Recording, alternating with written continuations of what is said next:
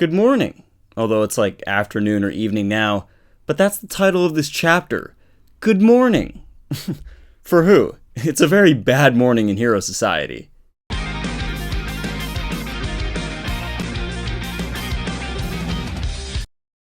More like good morning. What's up? It's Truth Hero, and it's pretty much the end of the world. Although if you're still alive, welcome back to another My Hero Academia chapter review. Boku no Hero Academia chapter 272 of the manga. We'll discuss everything from our brave heroes to Shigaraki becoming a transcendent being. Let's dive into the end.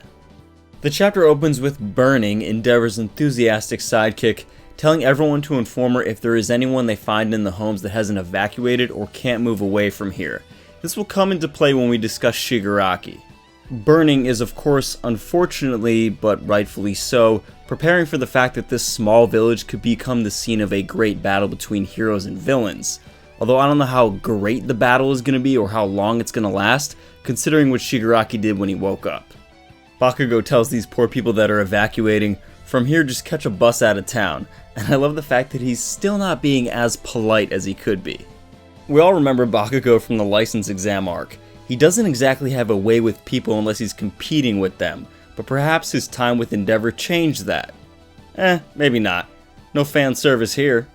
But overall, our heroes do get some nice praise from the elderly for saving them and actually getting them away from the impending conflict, and it's a sweet interaction here, but it's more a calm before the storm. Koji, Mr. Animal Man, gets some nice spotlight here. He hears from a pigeon, "Kru kru," which means 5th Street has been evacuated. Alright, honestly, as long as the cats and dogs are safe, our work here is done. I like how we get this little charming lull before stuff pops off here. Also, these kids have grown so much, they're very mature. We have all of them doing very important rescue and evacuation work. And we have Ida saying, "Hey, don't worry, we'll save all your valuables and your manuscripts." But he also says, "Guys, we gotta check the houses one more time." Because anytime you have a situation like this, even in the real world, anytime there's a disaster, whether it be that people are stubborn or of old age or maybe physical limitations, not everyone is going to be able to evacuate and get out. And again, keep this in mind for Shigaraki. The first user of One for All for One's little brother, is calling out to him. He says, "He's coming. You have to stop him." Deku notes that All for One's little brother hasn't interfered with him since they met, so this must be pretty serious. All is well, until Midoriya starts hearing voices. I really love how All for One's little brother describes this. Exponential power, liberated from its human shackles. A transcendent being is coming. This is really the perfect way to describe Shigaraki because at this point, he's gone beyond what any human could do or even thought possible. But also, Shigaraki has gone beyond being human. He's no longer human. In his sense to destroy it all, he's gained an entirely different nature. He's like a twisted deity or a demon. He has no regard for anything or anyone. Just himself and just evil. I love that we get another vestige talking to Deku, but this also means that the One for All quirk and the All for One quirk are still somehow linked. So in the future, Deku could potentially sense Shigaraki by himself. Comment below, how is the original user of One for All, or any vestige for that matter, able to sense All for One and Shigaraki? Now, the moment you've all been waiting for. Shigaraki truly awakened, using his DECAY quirk to start his goal of destroying it all. There's not a lot of dialogue here, there's just a lot of powerful imagery, so we're going to break it down from a few characters' perspectives and obviously see what happened to them, but also keep a running death toll. First, Shigaraki wakes up and says, "I'm cold." That you are, Shigaraki, but not just temperature-wise. If you notice closely, Shigaraki isn't wearing a cape until we see him decaying everything around him. He actually grabs Exilus' cape as he starts his destruction.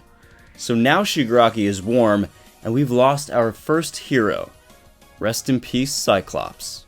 We then pan out to see the heroes engaging the Nomu, and once again, Miruko was right. They should have just killed Shigaraki when they had the chance. Next up is Dr. Ujiko, and what he says here is very fitting for this entire chapter. It was a total loss. You heroes probably spent so much time planning this day, but now by some miracle or Herculean effort, a plus Ultra Shigaraki has risen. If that doesn't give you chills, I don't know what will. Dr. Ujiko is actually overjoyed and smiling when this decay wave is coming for him and Present Mike. He's ready to die so long as he got to see his masterpiece wake up and wreak havoc. Luckily for us, Gran Torino swoops in and saves the senior citizen and our favorite MC. Here's a question I have. Does Shigaraki actually care about his villain companions like Dabi and Toga? Yes, I know that he knows that they're probably away from the hospital safe in the mansion, but anything could happen while you're asleep. And in Shigaraki releasing this wave of decay, we can clearly see that he doesn't care about Dr. Ujiko. Or is it just that he doesn't care about anything? Ujiko, his villain friends, villains in general, heroes obviously, but what about children, old people, dogs and cats?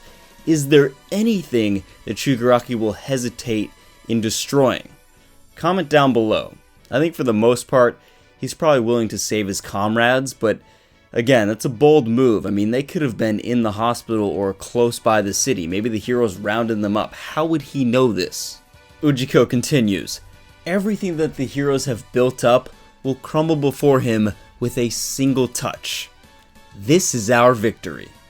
Ooh, hold on. Just give me a moment to process this. I don't see how the heroes or hero society recovers from this. First off, they need to stop a city from decaying, and they also realize that their mission is a complete loss in just 3 seconds. But also, it's not like Shigaraki's just gonna stop. I mean, what is he gonna say?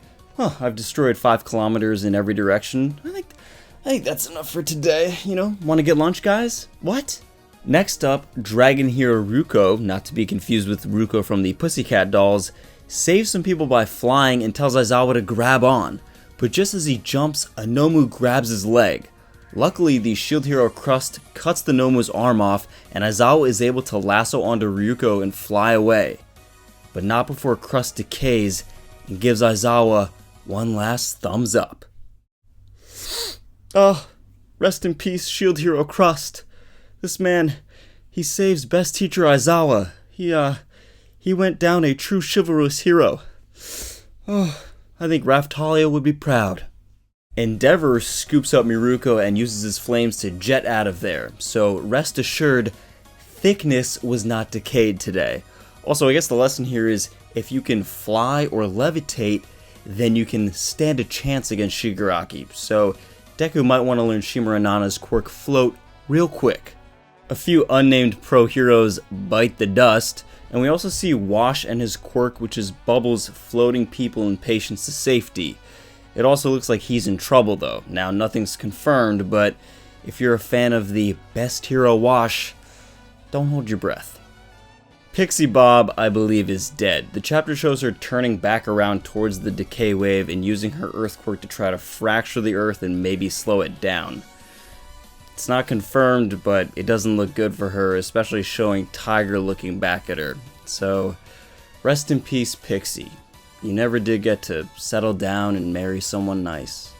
Also, this is unconfirmed, but I don't know if 13 made it out. She doesn't seem to be with the heroes that are flying out, and it does show her turning towards the decay wave and trying to do something if you look really closely. Again, nothing's confirmed, but at this point, just so many people are now gone. Finally, we see Deku and Bakugo reacting to this, and Deku goes 45% with a St. Louis smash to stop the advancing decay wave. It looks like he carves out some of the land like a trench would stop a wildfire. Not really sure how this slows Shigaraki's decay, but it looks like a great effort.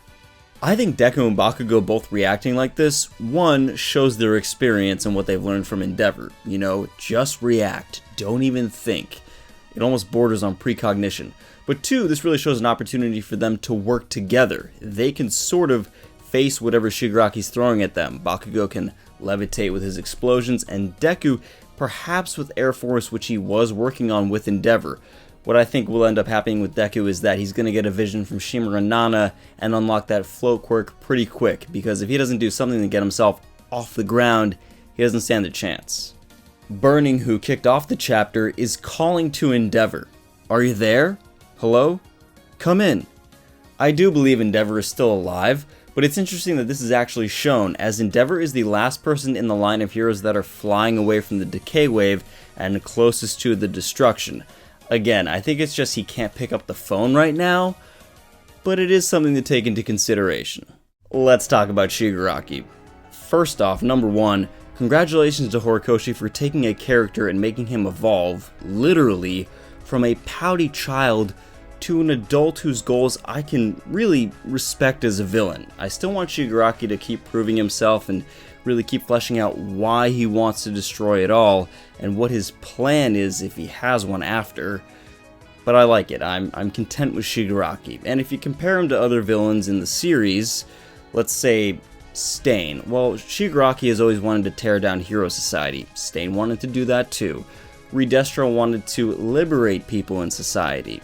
Chisaki wanted to tear down a powerful quirk society and bring it back to its roots as just powerful humans, and other villains like Gentle were more for themselves. But now, if we've learned one thing from this chapter, it's that Shigaraki wants to tear down society. Period. That's it. He just wants to destroy everything, and he looks like he might do it. Number 2. In this moment, in this chapter, Shigaraki has proven his conviction to me. I've always had a problem with Shigaraki's motivation. Personally, I connect more with villains who are maybe trying to do the right thing, but they end up doing it in the wrong way, or trying to exist in the world and they're just going to be obsolete and they try to hang on like Chisaki was, and Stain was trying to do something that was actually kind of righteous, but he did it in the wrong way. Now, this is fine if you want a pure evil type villain, that's okay. And the reason this chapter is important for Shigaraki is even if you're not totally behind his motivations as a villain, now you know he's the best pure evil villain. He's already succeeded all for one in that he has his quirk, but in this chapter, he's succeeded all for one in what he's done as a villain. Listen, say what you want about All for One. Yes, he attacked pro-heroes. Yes, he went after strong people and bright people with quirks that are awesome. Then he preyed on the weak to get followers. But I ask you this, did he ever target the weak?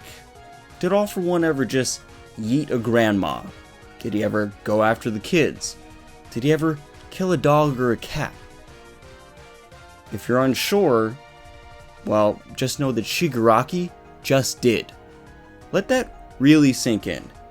All for One, totally evil guy. Shigaraki has now surpassed him. He's destroyed everyone and everything. He doesn't care about the weakest or the most innocent. Even All for One had that standard. This chapter has proven that Shigaraki is the most evil villain. I don't think Deku and Bakugo can take Shigaraki on at this point. I think they and the rest of the heroes need to retreat and fall back.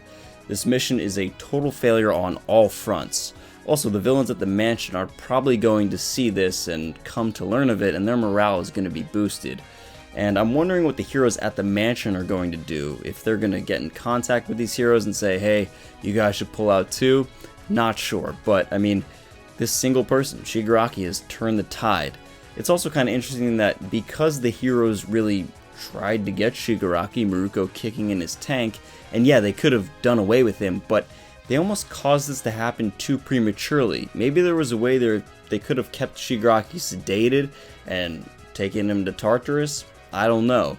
Either way, I think the heroes are doomed, and possibly all of Japan. So I think we're looking for a UA class trip to America to get away from everything and learn from American heroes arc. I'm down.